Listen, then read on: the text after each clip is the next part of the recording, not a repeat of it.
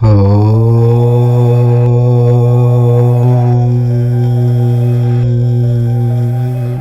22న ఏరువాక పౌర్ణమి రాబోతోంది. రైతులు తమ వ్యవసాయ భూములలో అత్యంత వైభవంగా జరుపుకునే పండుగ ఏరువాక పౌర్ణమి. ప్రతి ఏటా జ్యేష్ఠ శుద్ధ పూర్ణిమ నాడు ఈ పండుగను జరుపుకుంటారు. ఏరు అంటే ఎద్దులను కట్టి దున్నడానికి ఆరంభమని చెప్తారు. వర్ష ఋతువు ఆరంభం కాగానే జ్యేష్ఠ పూర్ణిమ నాడు కర్షకులు ఉదయమే ఎడ్లను కడిగి కొమ్ములకు రంగులు పూసి గజ్జెలు గంటలతో అలంకరించి ఎడ్లను కట్టే కాడిని ధూప దీప నైవేద్యాలతో పూజిస్తారు. కాడెద్దులకు ప్రత్యేక పూజలు నిర్వహించి ఎద్దులకు భక్ష్యాలు తినిపిస్తారు. పొలాలకు వెళ్ళి భూమాతలకు పూజలు నిర్వహిస్తారు. అనంతరము ఎద్దులను రంగులు రకరకాల బట్టలతో అలంకరించి డప్పులు మేళతాళాలతో ఊరేగిస్తారు. ఎడ్లు అంటు రోగాల బారిన పడకుండా వాటికి ఆయుర్వేద మందులను నూనెలను తాగిస్తారు. ఏరువాక పండుగ అంటే ఇదేదో నిన్న మొన్న ప్రారంభమైందని పలువురు భావిస్తూ ఉంటారు. కానీ ఏరువాక పండుగ అనాదిగా వస్తున్న పండుగ. కోట్ల సంవత్సరాల నుండి ఉన్నది. జీవనాధారంనకు మూలాధారమైన పండుగ ఇది. ద్వాపర యుగంలో శ్రీకృష్ణుని అగ్రజుడైన బలరాముడు స్వయంగా నాగలిని తన ఆయుధంగా ఏర్పరచుకున్నాడు. పాండవుల కర్మభూమి అయిన కాండవ వనమును ఇంద్రప్రస్థముగా మలుచుటకు నాగలితో స్థలాన్ని శుద్ధి చేస్తున్నట్లుగా వ్యాసమహాభారతంలో ప్రస్తావన ఉన్నది. ఇక కలియుగంలో అన్నదాతలైన రైతు సోదరుల ప్రధాన పనిముట్టు నాగలియే. జ్యేష్ఠ పౌర్ణమి లేదా ఏరువాక పౌర్ణమి అనేది ఎంతో శక్తివంతమైన రోజు కనుక ఈరోజు డోరు వెనుక ఇది ఒక్కటి తగిలిస్తే చాలు, 1 గంటలో కష్టాలు బాధలు సమస్యలు అన్నీ తీరిపోతాయి. మీరు కోటీశ్వర్లుగా మారిపోతారు. మీ దరిద్రమంతా కూడా పోయి మీరు కుబేరుల్లాగా మారుతారు. అద్భుతమైన ఫలితాలు వస్తాయి. మీకు తిరిగిలేని యోగాలు కలుగుతాయి. ఈ పౌర్ణమి శనివారం రోజు కలిసి వచ్చింది కనుక ఎంతో శక్తివంతం. కాబట్టి ఈరోజు డోరు వెనుక అంటే తలుపు వెనుక దీనిని తగిలించండి. అంటే మీరు ఇంట్లో నుండి బయటికి వెళ్ళేటప్పుడు ఎదురుగా కనిపించే విధంగా తగిలించండి. ఇక మీకు జీవితంలో దేనికి లోటు అనేది రాదు అని శాస్త్రాలు చెప్తూ ఉన్నాయి. మరి ఇంతకీ శనివారంతో కలిసి వచ్చిన ఈ పౌర్ణమి రోజు డోరు వెనుక ఏం తగిలించాలి అనే విషయాన్ని ఇప్పుడు మనం ఈ వీడియోలో వివరంగా తెలుసుకుందాము. ఫ్రెండ్స్, ఫస్ట్ అయితే ఈ వీడియోకి ఒక లైక్ కొట్టి మా ఛానల్ని సబ్స్క్రైబ్ చేసుకోవటం మర్చిపోవద్దు. శనివారంతో పౌర్ణమి కలిసి రావటం చాలా విశేషం. అలా కలిసి వచ్చిన రోజున వెంకటేశ్వర స్వామి వారిని జాజిపూలతో పూజిస్తే సకల ఐశ్వర్యాలు సిద్ధిస్తాయి, దరిద్రం పోతుంది. అలాగే ఈరోజు నవగ్రహ ఆలయానికి వెళ్ళి శనిదేవుడి విగ్రహం మీద నువ్వుల నూనె పోసి అభిషేకం చేస్తే గ్రహ దోషాలు పోతాయి. శనిదేవుడి అనుగ్రహంతో అష్టైశ్వర్యాలు సిద్ధిస్తాయి. ఇక శనివారంతో కలిసి వస్తున్న ఈ పౌర్ణమి రోజు కొన్ని పరిహారాలు చేసుకుంటే అద్భుతమైన ఫలితాలు కలుగుతాయి. ముఖ్యంగా ధనం బాగా కలిసి రావాలని అనుకునేవారు ఈరోజు ఒక ఎర్రటి రంగు వస్త్రాన్ని తీసుకోండి. కొత్త వస్త్రాన్ని తీసుకొని ఆ వస్త్రంలో ముందుగా ఒక గుప్పెడు ధనియాలు వేయండి. ధనియాలు అందరి వంటగదిలో ఉంటాయి. ఆ ధనియాలను ఒక గుప్పెడు తెచ్చి వేసేయండి.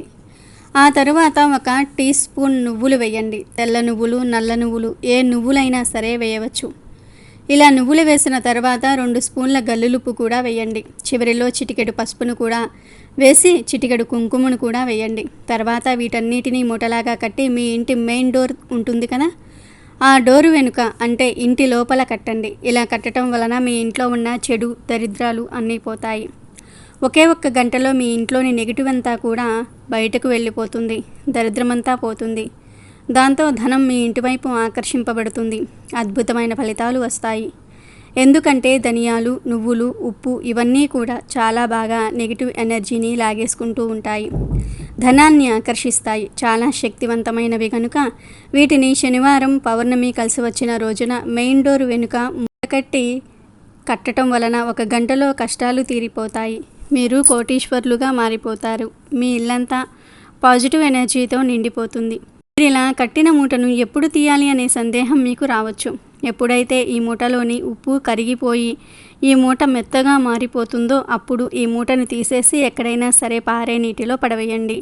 మళ్ళీ పరిహారం చేయనవసరం లేదు. ఒక్కసారి చేసుకుంటే చాలు, అద్భుతమైన ఫలితాలు కలుగుతాయి.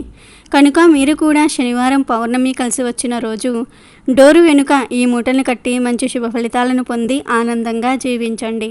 జల సిరులతో పున్నమి పులకించాలి. వర్షాలు హర్షాతిరేకంగా కురిసి ప్రకృతి పచ్చదనంతో శోభిల్లాలి. సేద్యం చేసే కర్షకుల జీవితాలు కలకలలాడాలి అని వేదం ఆకాంక్షించింది. ఆ శుభ కామనలకు సాకార రూపమే ఏరువాక పున్నమి. జాతికి అన్నం పెట్టే రైతులు తమ వ్యవసాయ పనుల్ని ఏరువాక పున్నమి నుంచే ప్రారంభిస్తారు. ఏరు అంటే నాగలి, వాక అంటే దుక్కి దున్నటం. నాగలితో దుక్కి దున్ని తమ కృషికి తగిన ఫలితం రావాలని ప్రకృతిని, పరమాత్మను రైతులు వేడుకుంటారు. నాగరికత ఎంతగా ముందుకు సాగినా నాగలి లేనిదే పని జరగదు, రైతు లేనిదే పూట గడవదు. అలాంటి వ్యవసాయానికి సంబంధించిన పండుగ ఏరువాక పౌర్ణమి. దీనినే హల పౌర్ణమి అని కూడా అంటారు. వైశాఖ మాసం ముగిసి జ్యేష్ఠం మొదలైన తర్వాత వర్షాలు కురవటం మొదలవుతాయి. ఒక వారం అటు ఇటు అయినా సరే కూడా జ్యేష్ఠ పౌర్ణమి నాటికి తొలకరి పడక మానదు, భూమి మెత్తపడక మానదు. అంటే నాగలితో సాగే వ్యవసాయపు పనులకు ఇది శుభారంభం అన్నమాట. అందుకనే ఈ రోజున ఏరువాక అంటే దుక్కిని ప్రారంభించటం అనే పనిని ప్రారంభిస్తారు.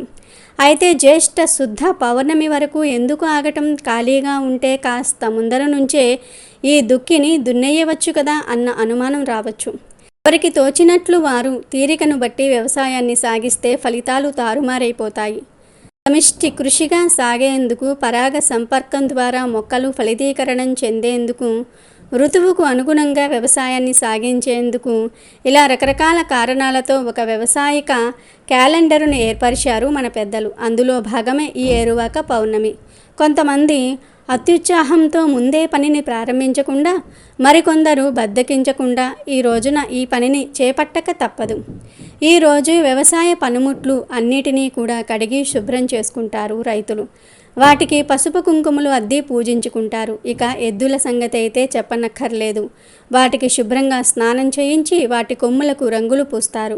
కాళ్లకు గజ్జెలు కట్టి పసుపు కుంకుమలతో అలంకరించి హారతులిస్తారు. పొంగలిని ప్రసాదంగా చేసి ఎద్దులకు తినిపిస్తారు. ఇక ఈ రోజున జరిగే తొలి దుక్కులో కొందరు తాము కూడా కాడికి ఒక పక్కన ఉండి ఎద్దుతో సమానంగా నడుస్తారు. వ్యవసాయ జీవనంలో తమకు అండగా నిలిచి కష్ట సుఖాలను పాలు పంచుకునే ఆ మూగ జీవాల పట్ల ఇలా తమ అభిమానాన్ని వ్యక్తం చేస్తారు. ఇక ఏరువాక సాగుతూ ఉండగా అలుపు తెలియకుండా పాటలు పాడుకునే సాంప్రదాయము ఉంది. అందుకనే ఏరువాక పాటలు, నాగలి పాటలకు మన జానపద సాహిత్యంలో గొప్ప ప్రాముఖ్యత ఉంది. జ్యేష్ఠ మాసంలో మొదలయ్యే నైరుతి ఋతుపవనాల ప్రభావం ఇంచుమించు భారతదేశమంతటా కూడా ఉంటుంది.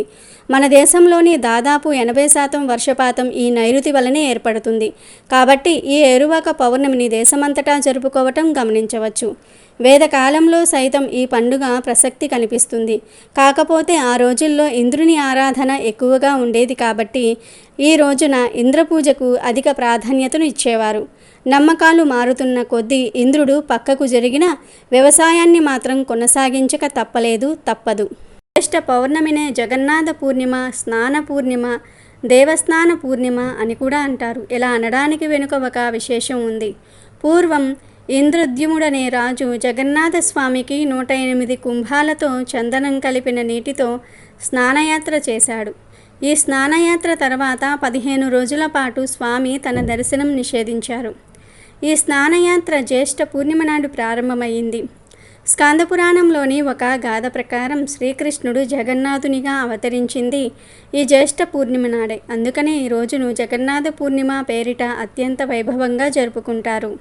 ఇక పౌర్ణమి రోజు గోవు కనిపిస్తే ఆ గోవుకు ప్రత్యేకమైన ఆహారం పెట్టి ఈ మాట అంటే చాలు మీ దశ మారిపోతుంది, రాజయోగం పడుతుంది, తరతరాలకు తరగని ఐశ్వర్యం వస్తుందని శాస్త్ర పండితులు చెప్తూ ఉన్నారు. పౌర్ణమి రోజు బియ్యపిండిలో బెల్లం, కొంచెం నీరు కలిపి గోవుకు ఆహారంగా పెట్టడం వల్ల మానసిక ప్రశాంతత కలుగుతుంది. అలాగే పచ్చిగడ్డిని గోవుకు ఆహారంగా పెట్టడం వల్ల సకల ఐశ్వర్యాలు కలుగుతాయి, కష్టాలు పోతాయి. నానబెట్టిన కందులను గోవుకు ఆహారంగా పెట్టడం వల్ల మనలో ఉన్న కోపం తగ్గిపోతుంది. పౌర్ణమి రోజు నానబెట్టిన కుసుమ గింజలను గోవుకు ఆహారంగా పెట్టడం వల్ల మనం చేసిన పాపాలు దూరమవుతాయి. నానబెట్టిన శనగలను ఈరోజు గోవుకు ఆహారంగా పెట్టడం వల్ల మనలో ఆధ్యాత్మిక చింతన ఏర్పడుతుంది. రాగిపిండి మరియు బెల్లము కలిపి గోవుకు పెడితే మనకు ఉన్న దరిద్రాలు తొలగిపోతాయి. పౌర్ణమి రోజు నానబెట్టిన పెసర్లను ఆవుకు ఆహారంగా పెట్టడం వల్ల విద్యా అభివృద్ధి కలుగుతుంది. పౌర్ణమి రోజు ఉడికించిన ఆలుగడ్డలను గోవుకు ఆహారంగా పెట్టడం వల్ల నరఘోష పోతుంది. అలాగే ఈరోజు ఆవుకు క్యారెట్ ఆహారంగా పెట్టడం వల్ల వ్యాపార అభివృద్ధి చెందుతుంది. బీట్రూట్ పాలకూరను కలిపి గోవుకు ఆహారంగా పెట్టడం వల్ల ఐశ్వర్యం కలుగుతుంది. పౌర్ణమి రోజు గోవుకు దోసకాయను ఆహారంగా పెట్టడం వల్ల శత్రువులు మిత్రులవుతారు. టమాటాను ఆహారంగా పెట్టడం వల్ల వివాహ ప్రాప్తి కలుగుతుంది. ఈరోజు గోవుకు వంకాయను ఆహారంగా పెట్టడం వల్ల సంతాన ప్రాప్తి కలుగుతుంది. పౌర్ణమి రోజు గోవుకు అరటి పండ్లు ఆహారంగా పెట్టడం వల్ల ఉన్నత పదవులు కలుగుతాయి. ఈరోజు బెండకాయను పెట్టడం వల్ల మనోధైర్యం కలుగుతుంది.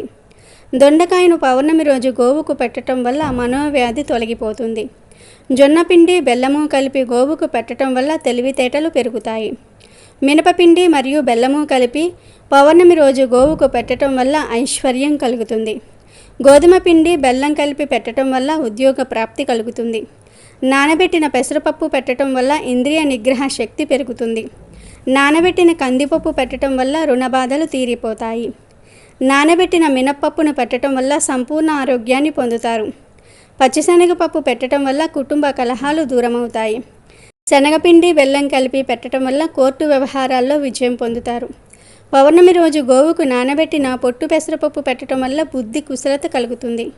ఇలా పౌర్ణమి రోజు ఈ పదార్థాలను భక్తితో గోవుకు సమర్పించుకుంటే మీకు ఉన్న సమస్యలు సులభంగా పోతాయి, తరగని ఐశ్వర్యం వస్తుంది.